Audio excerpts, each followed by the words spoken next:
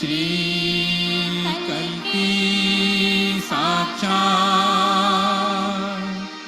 Shri Adi Shakti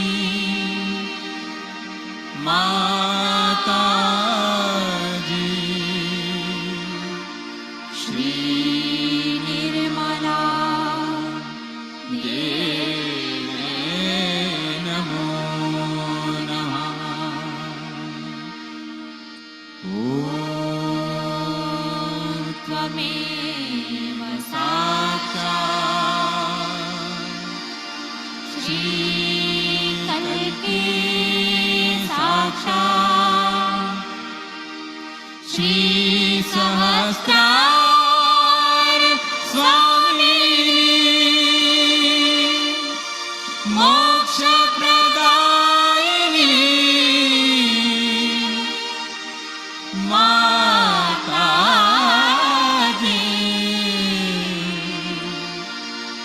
Shri Nirmala Deve Namo Namah Shri Nirmala Deve Namo Namah Shri Nirmala Deve Namo Namah.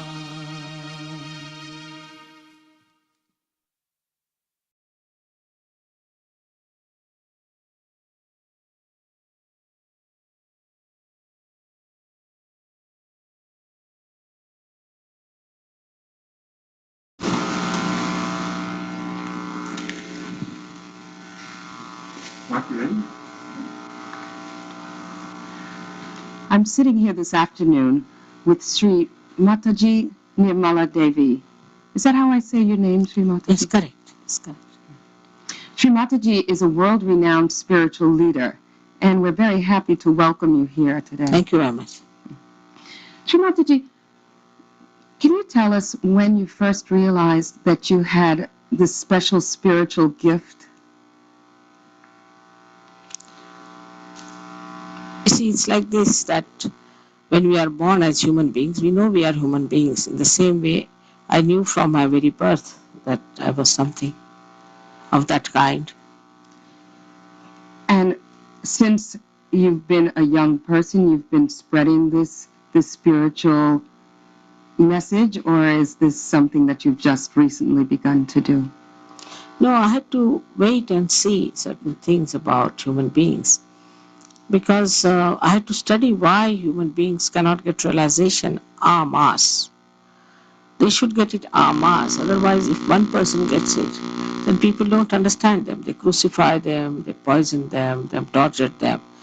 So why shouldn't it work out en masse? And so I had to study for years together. At the age of my 47th year, I discovered a method by which self-realization can be achieved en masse. Shri Mataji, you use the term self-realization. That's a term we're not really very familiar with here in America. Can you explain that to me? It's the same as what Christ has said, that you have to be born again.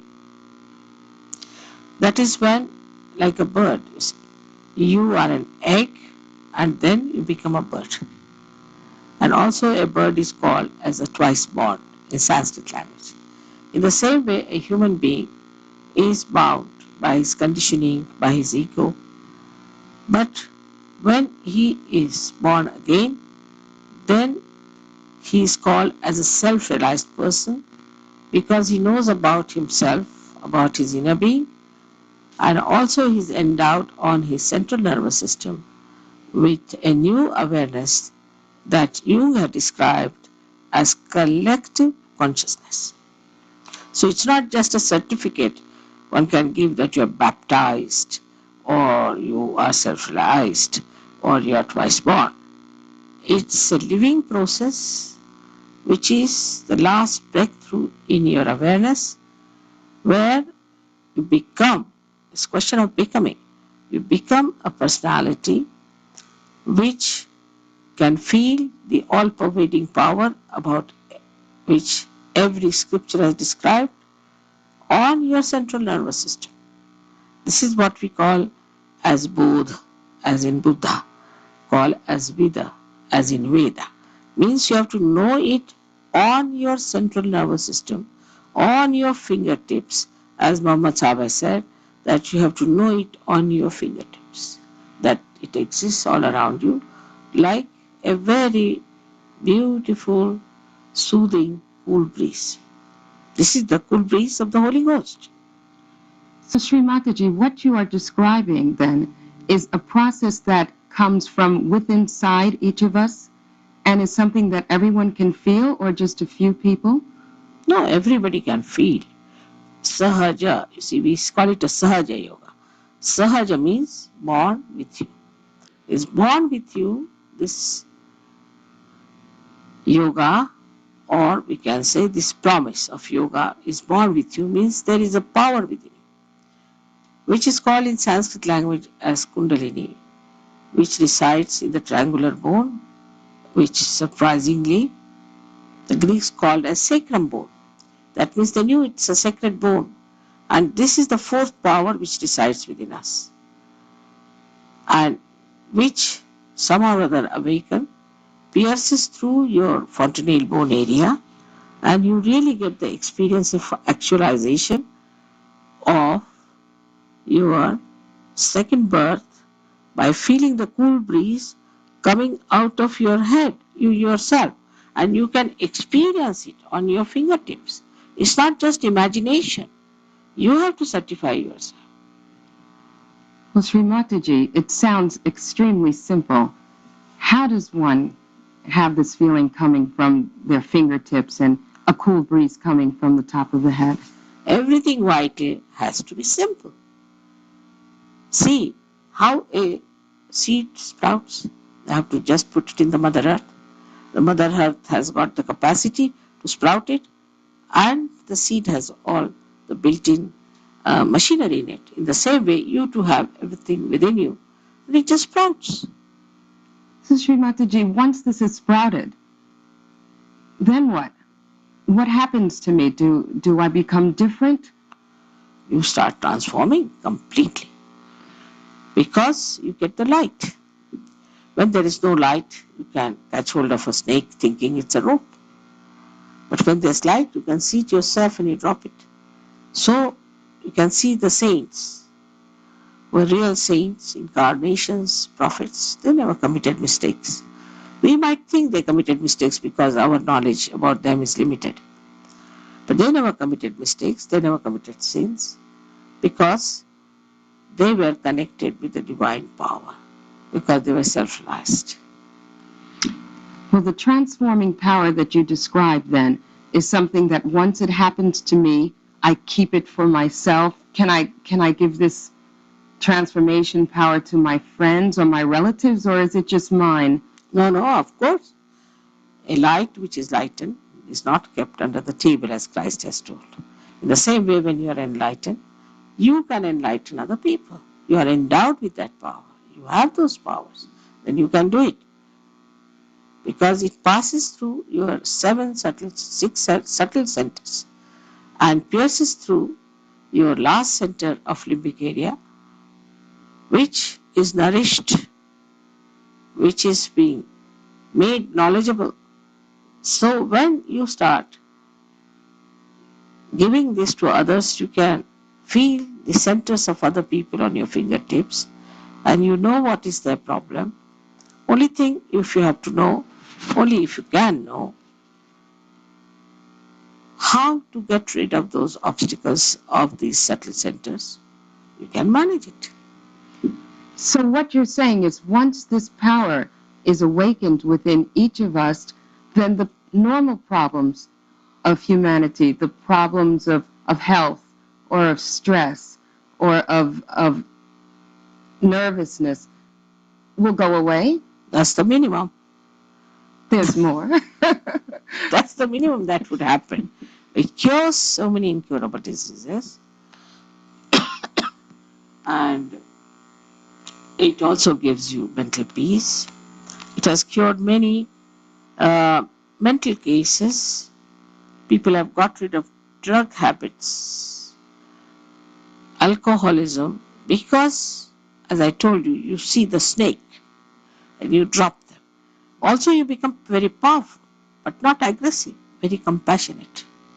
I think that's what Americans would worry, whether they would just become a nation of very passive people. That is not the case then with this meditation technique? Not at all. You become very dynamic. You see, actually, you are passive when you are afraid of something, when you don't know anything. Then you become passive. But you become dynamic when you know everything and you know you are not doing anything wrong. So you are not afraid of anything. Shri Mataji, in the background information we received, I know you've traveled around the world for several years, 19 or 20, and you've been spreading this message. When you came to America, I believe it was in the early 1970s, you came at that time with not only this message, but a message about false gurus. And in the 1980s, you warned us again that we needed this self-realization and that AIDS was on the horizon. Is there a message that you have for us for the 1990s? What's the use? Even if I tell you, people won't listen. I've told them about AIDS. I've told them about a kind of a paralysis of the conscious mind that's working out already. Also about very speedy people, very speedy children, but they don't listen. The trouble of Americans is this, that they think everything is money. And those who make them pay, or those whom they can purchase with money, they listen to them. If Christ was here, they would not have listened to him either. Because you cannot purchase Christ, you cannot purchase me. So those who can make money, those who can make business out of all this, then they will listen. And those who really know the job, those who really know the divine power, those who are honest, will never take any money for this because you cannot pay for it. Well, that brings me to the New Age, Shri Mataji. Here in America, we're very involved in the so-called New Age of enlightenment. We invest in crystals. We invest in channeling sessions. We have exotic diets. We jog. How does Sahaja Yoga differ from the other New Age phenomena that we're seeing? All artificial things. Artificiality is not going to give you that personality which comes through inner transformation. And that's why this yoga, this union with the divine has to be established. Now supposing if a tree is sick and we try to put some ointment on its leaves, do you think the tree will be cured? We have to go to the roots. In the same way, we have to go to the roots. And Sahaja Yoga deals with your roots, not with your outside. I see. You mentioned money, Shri Mataji. And of course, many people are getting rich with the New Age seminars and New Age books and crystals and other paraphernalia. Sahaja Yoga does cost money, doesn't it? No, it does not at all. You cannot pay for it. It does not cost you money. Of course, I mean, supposing you have to come and see me here, you have to pay for the taxi, that's all. I am not supposed to pay for that. And that's all? That's the only cost, just whatever cost you incur in getting the message? Of course. Because this is a living process. And anything living does not understand money. Shri Mataji, here in America, we have what many people view as two separate societies. We have a society on the one hand that is very affluent, very wealthy, technological advancements. And then on the other hand, we have an America that is impoverished morally, socially. We have crimes and child abuse. What is the explanation for these two separate Americas existing at the same time? And how can we get rid of those negative aspects that are becoming so prominent in American life? There's imbalance in life. They are completely imbalanced people because they run after money. Hook or crook, get money. Do what you like. Women think that even selling their chastity is all right because you get money. What's wrong? They can sell everything. So there's no sense of morality within them. And that's why all these things start. For example, drugs do not come from the people who are addicted to drugs, but the ones who sell drugs. They sell drugs because they get money. They are not bothered as to how many people they are ruining by that. So it's a money orientation in everything. It's an extreme behavior towards money. Money has its own place and it should be treated in its own limitations and understanding. So when you go headlong with this idea of getting money, you enter into all these blind alleys where you get lost. Well, are you a socialist, Shri Mataji? I'm not a socialist, nor am I a capitalist, but I'm both. Because I have all the capital, because I have the powers, and I am a socialist because I can't live without distributing it. And that's what you do on a daily basis. When we talk about transformation, Shri Mataji, many of us look at our planet Earth and see the ecological changes, the disasters all over the world. Here in America, one moment we have drought and the next moment we have flooding. Is that also part of this imbalance? Absolutely. Absolutely. See, once we have to know that machinery or technology is for us. We are not for them. There has to be a balance of how far to go with machinery and how far to go with technology also. One day maybe that this technology will become a big devil and start killing us. Where have we reached with science also? We have got hydrogen bomb, atomic bomb, then we are creating acid rain, all kinds of problems. So the technology has no balance. While the knowledge of the spirit is not one-sided. Mental enterprises are only linear and they recoil on you. But the spiritual enterprise is on all sides. So it keeps complete balance and integration.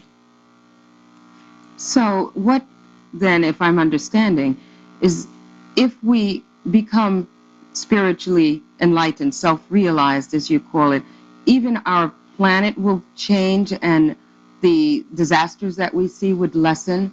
Of course, all problems are created by human beings only. The planet has created no problem. So if the human beings change, it will. And I think we don't need so many to change. Only some good people to change so they can influence others. What we need are leaders, good leaders. We've had some good leaders here in America, Shri Mataji. Certainly, I think I've heard you mention Abraham Lincoln. Of course. What were the qualities that Abraham Lincoln had that we in America should try and emulate more? No, he was an enlightened soul, absolutely an enlightened soul in every way. And how he lived collectively. He thought of collective. The way he looked after all the sides of life. That's the sign of a realized soul. But I don't think now in America they value him so much as they should have. But one day when they'll be spiritually endowed, they'll value him very much. I saw a small little road somewhere in New York in his name and I was surprised. Some school buildings also have his name, Shri Mataji. I mean, you have to take a microscope to see that. Shri Mataji, I think that's one of the problems here in America. We seem not to have the kinds of heroes that we need to have to give the role models. But just getting away from America and just looking on a global scope, we see transformations in several countries. China and India have reestablished ties. Soviet Union and America have reestablished ties. Is there something going on globally that is causing nations that we perceive to be imbalanced to suddenly transform and become balanced? You see, now the communication has improved and people see each other now and everybody thinks others are better. Like Russians think Americans are in the heavens and the Americans think that the Russians are in the heavens. It's not understanding. When they are transforming, they should also see into what ditch they are. They should find out what problems there are. And when they are trying to transform themselves, they should see that they do not fall into those ditches. Then only it will work out. Otherwise, just copying somebody else or following somebody else, it's very artificial transformation.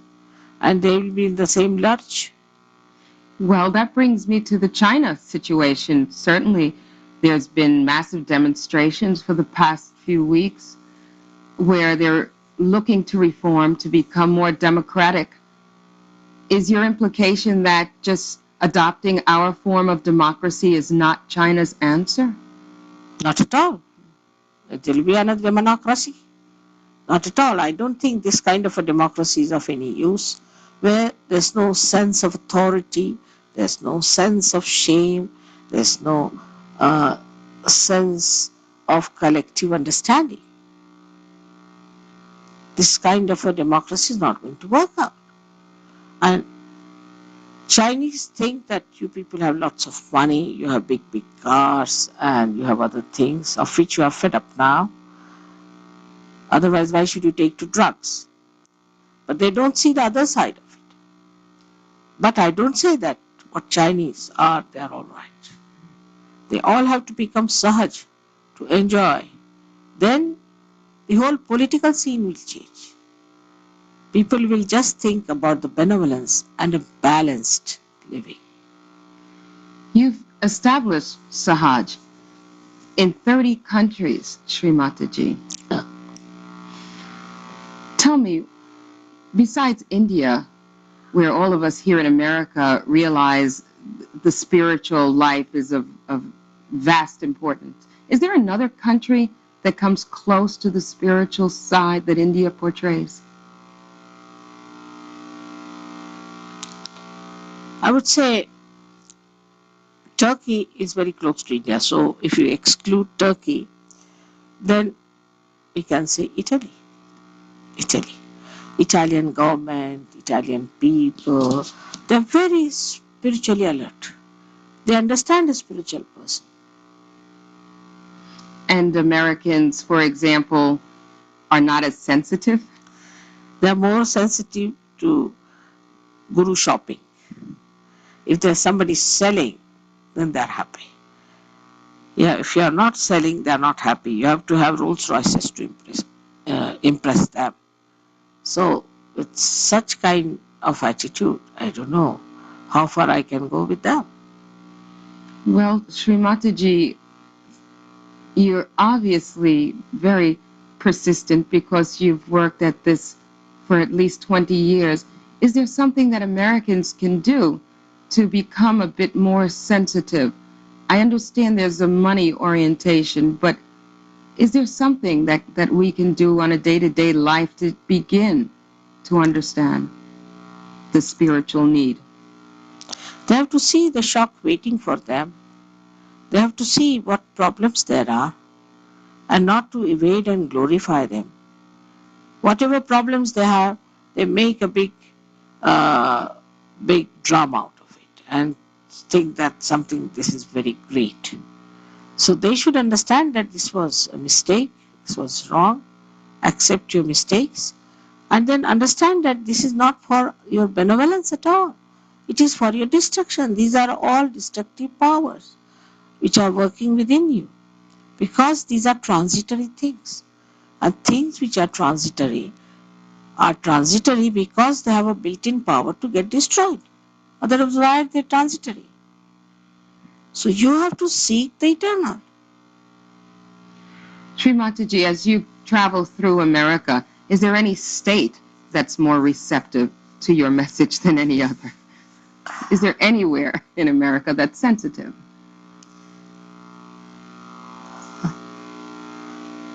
I think San Diego is a good place. San Diego. I went there before also. First time I visited San Diego, there was a parapsychology institution.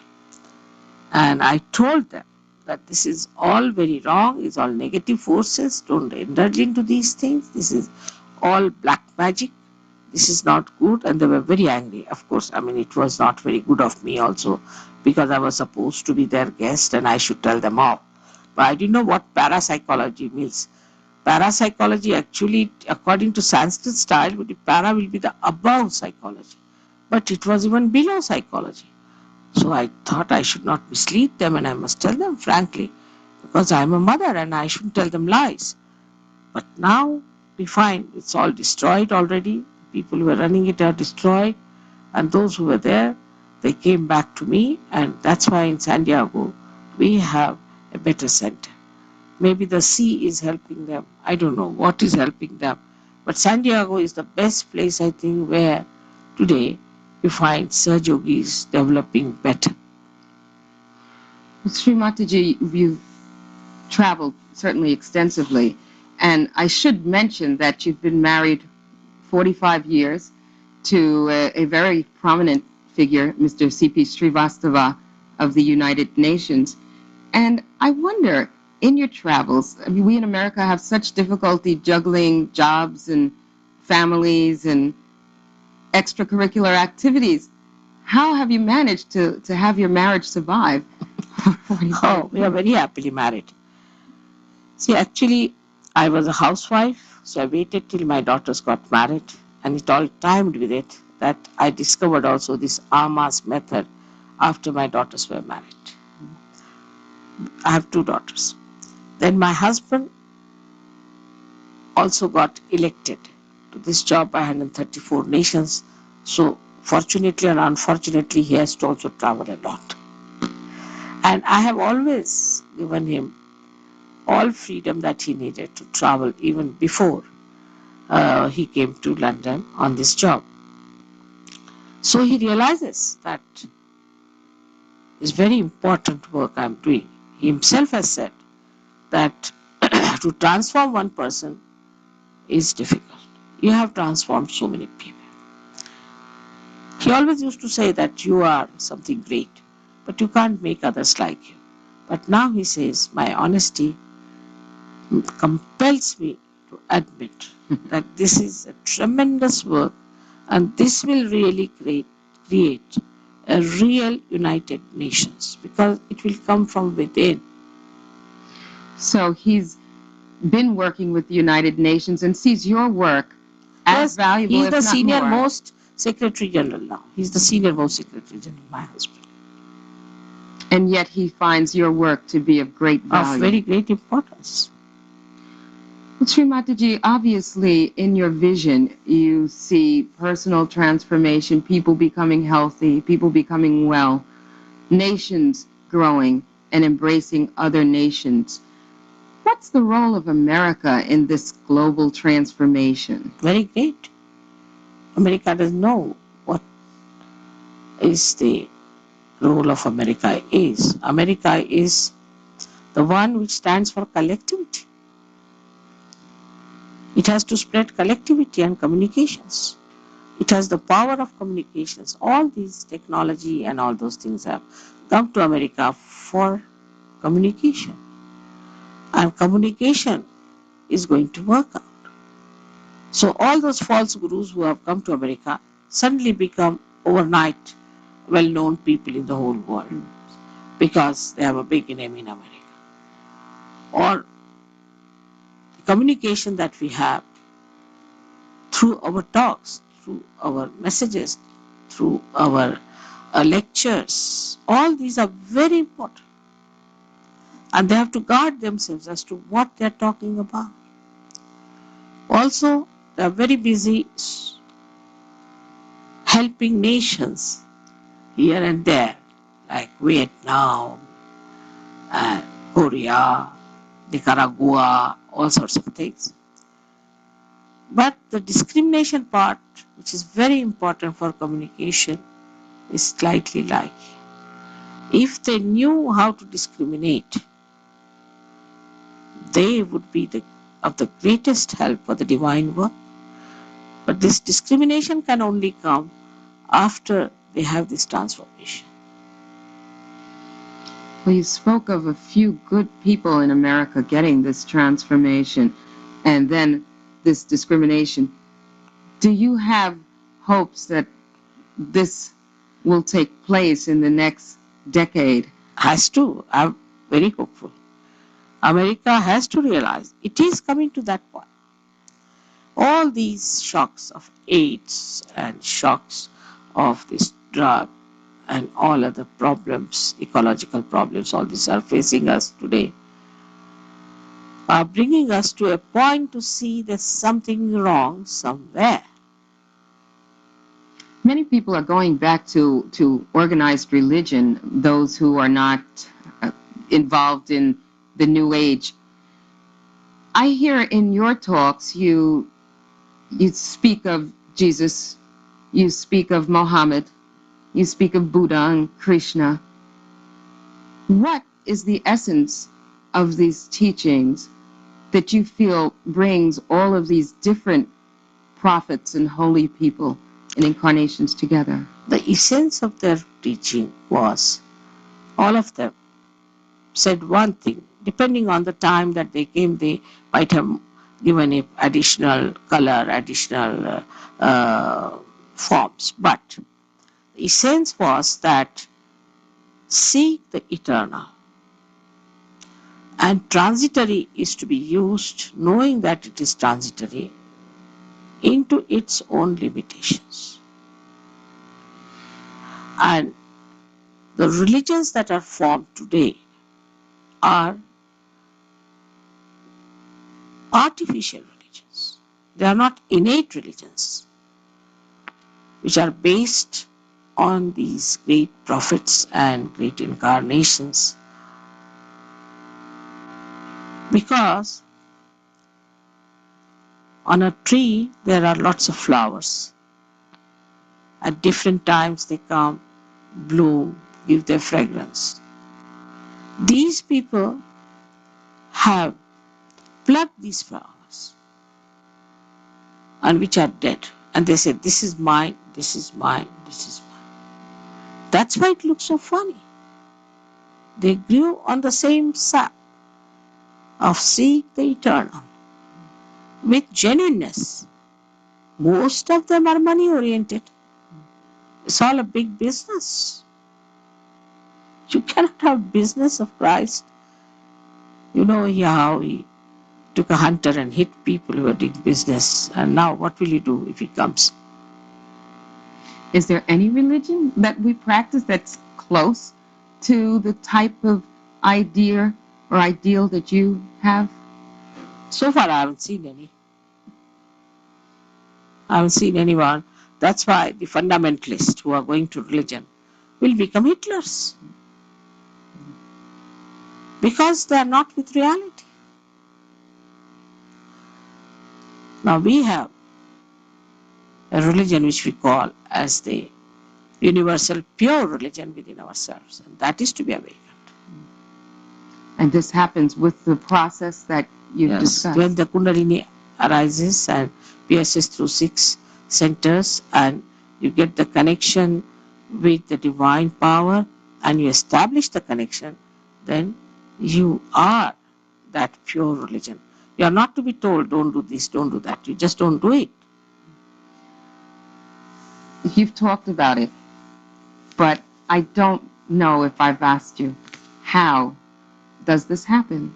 I mean, you said it's spontaneous, but is it something that one needs to go in their room and ask for it? Is nothing of the kind.